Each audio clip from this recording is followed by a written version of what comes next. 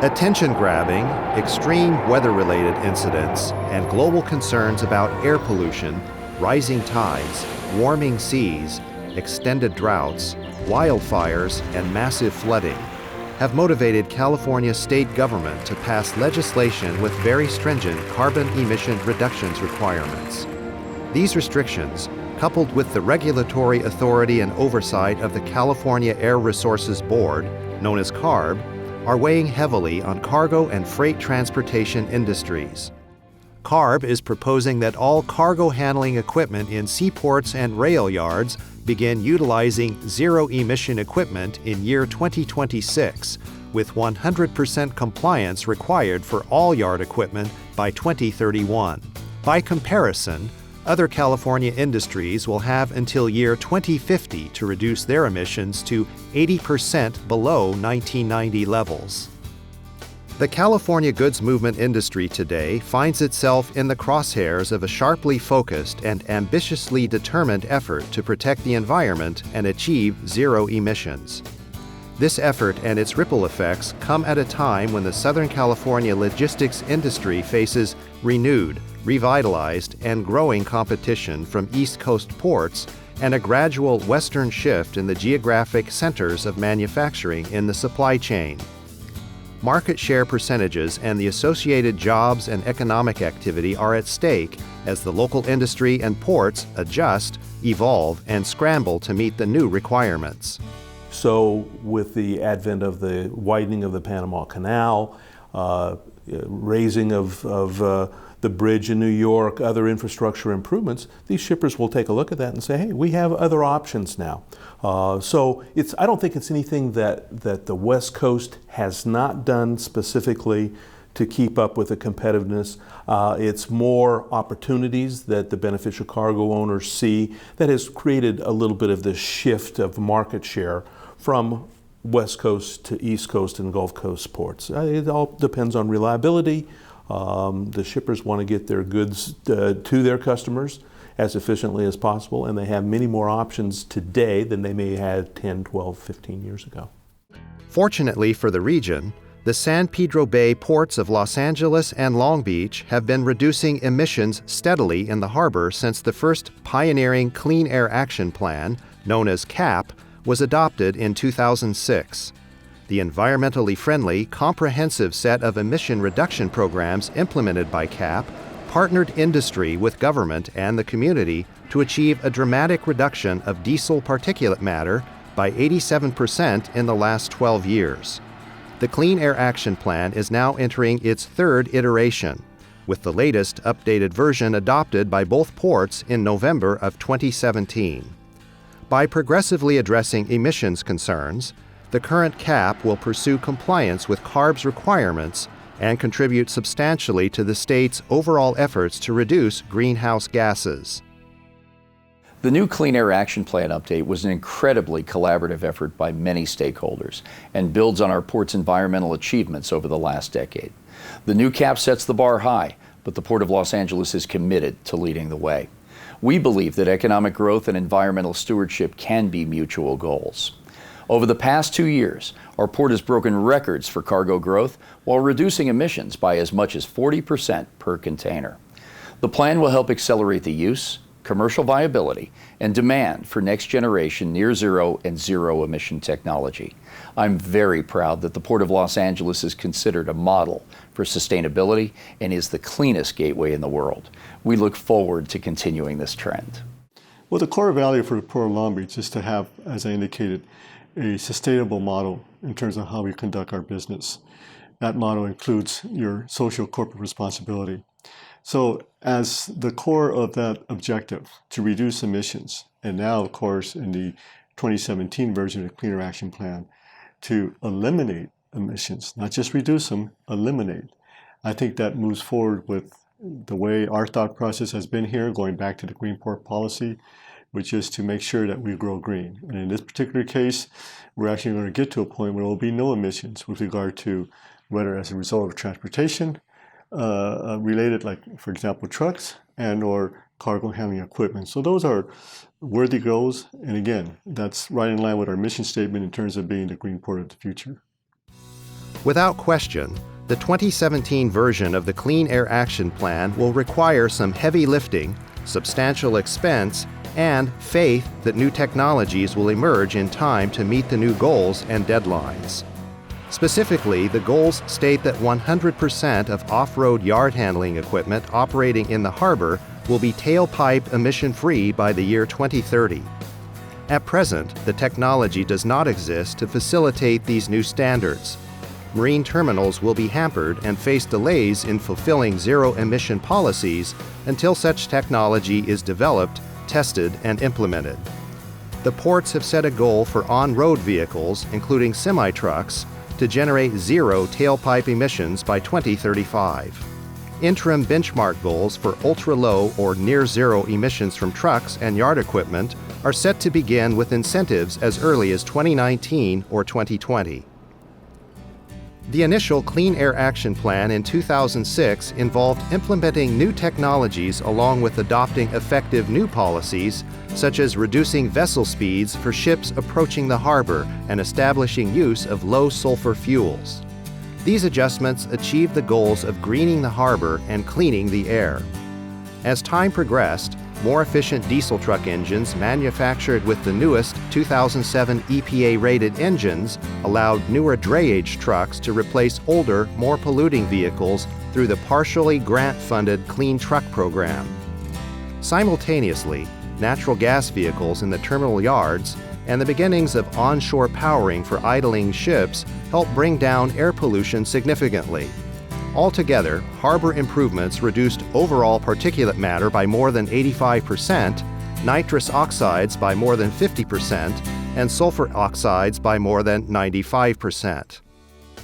Now that older truck engines manufactured prior to 2007 have disappeared from the harbor, the next wave of truck technology must step forward. All eyes are upon an industry where experts say technology may be at least 2 leaps away from manufacturing reliable, zero-emission, heavy-duty trucks that can operate for 400 miles or more on one battery charge. Current battery technology in the prototype phase for semi-trucks can operate only for a maximum distance of 100 miles. According to media reports, various truck manufacturers are competing to build ultra-low emission vehicles through hybridization and fuel cell applications. Mack Trucks, Daimler, Cummins, Volvo, and other companies are working on near-zero hybrids, fuel cells, and/or all-electrical trucks. Tesla is making a public relations splash with its prototype all-electric truck with driverless options. Natural gas-powered vehicles already satisfy the ultra-low emission standards for heavy trucks and may provide an interim bridge until battery power is sufficient to provide the 400-mile range desired while meeting the port's ultimate goal of zero tailpipe emissions. We've identified a few of the solutions, right? So the zero electric, the natural gas engines, the hydrogen fuel cells, those exist, and there's a lot more technology improvements that can be done. But there's really a question, is there going to be a new battery technology that really is a revolution as opposed to the evolutionary improvements? And so that we don't know. And I think if we had that big jump in, say, energy density for a battery, then we would see quite a bit of help in terms of that long haul issue. In the marine terminals, every piece of moving equipment from gantry cranes to top loaders to hostlers must operate at zero-emission capability by 2030. Some terminals are testing the latest battery-powered yard equipment, and the automated Middle Harbor facility is using battery-powered vehicles. However, technology has not been developed or tested which would fully transition operations in a conventional, non-automated yard. Alternative fuel vehicles, including natural gas-powered equipment, have been operating as ultra-low emission options for about a decade on a smaller scale. Container and cruise ships will be required to connect to electrical sources at the dock through a process known as cold ironing, or alternative marine powering. The twin ports of the San Pedro Bay recognize that the future in a zero-emissions environment will mean that more electrical power needs to be supplied to the harbor. Yard vehicles and ships will require recharging and direct connection capability. A substantial degree of energy management planning is occurring at both ports, from an energy initiative in the San Pedro Bay to an energy management action plan to assure greater energy supplies will be coming in the future from sustainable sources.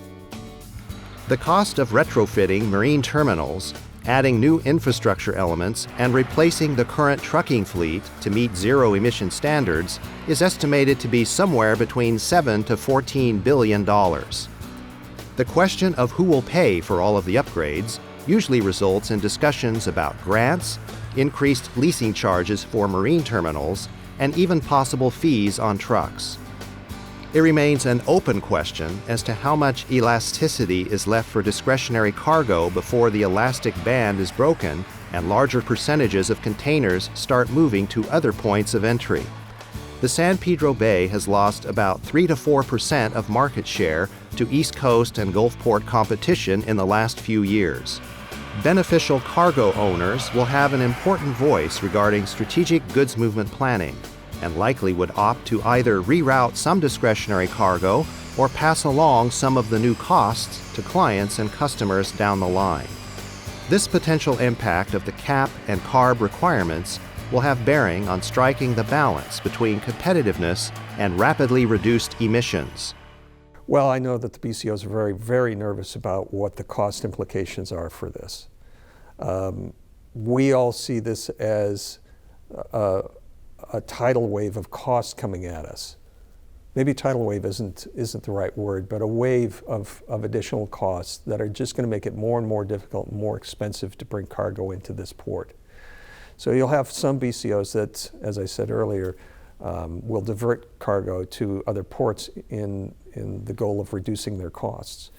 And you'll have some of the BCOs here in the state that are forced to accept this. But what you will see is an inevitable transfer of these costs to the consumer. Port authorities are actively pursuing an increase in the percentage of containers that load directly onto rail to reduce truck trips within and near the harbor area. To allow for anticipated cargo growth in the future, the plan is to transfer as much as 50% of containers from ships directly to rail for the long-haul trip to the Midwest and possibly to an offshore inland rail hub in Southern California for redistribution via local trucks. Because goods movement, trade, and the logistics industry account for about 1 of every 9 jobs in the Southern California region, any change in the current arrangements could have an impact on the area's employment status and the resulting economic prospects. Mindful of this nexus, a separate but related strategic planning effort is titled the California Sustainable Freight Action Plan. That action plan takes into account the variables involving population growth, community impact, and the need to steward the goods movement industry in ways that sustain vitality without damaging the environment. The Sustainable Freight Action Plan considers new technologies and updated logistics planning methods which streamline the throughput of cargo containers. These methods enable efficiencies in a redesigned and modernized appointment system to overcome and control congestion and wasted time. We can figure things out. We've proven that over and over again. We've proven that we're resilient. And I think the thing that is really encouraging to me is all the relationships that have been formed, all of the folks that are talking to each other. We were all guilty, and you all have heard me say this over the years. We all stayed in our own silo. You know, if you were in commercial real estate, you kind of knew your business. If you were at the ports, you kind of knew your business. And when the title and trust border was there, you just said, okay, you know, we've done our jobs. And I think all of us, we've gotten to know each other. We've tried to understand the other's business model. So I think we've made tremendous strides. I think we lose sight of that. We kind of forget how far we've come. The residents of the areas most affected by goods movement can take laudable credit for the end results of greener ports and cleaner air. Active voices and concerns expressed through legislators and litigation have contributed to the ongoing developments in environmental mitigation. Various proactive solutions have improved the human health prospects in harbor area communities. The Clean Air Action Plan provides an opportunity for the local ports and the harbor industry to continue with direct action the rapid progress made in the past dozen years.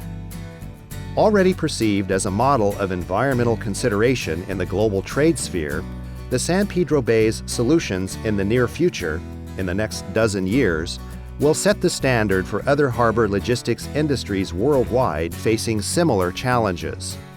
Although the immediate road ahead will have its costs, setbacks, and uncertainties, achieving the goal of zero emissions in a thriving harbor community will resonate through improved quality of life and ongoing economic opportunity if balanced carefully.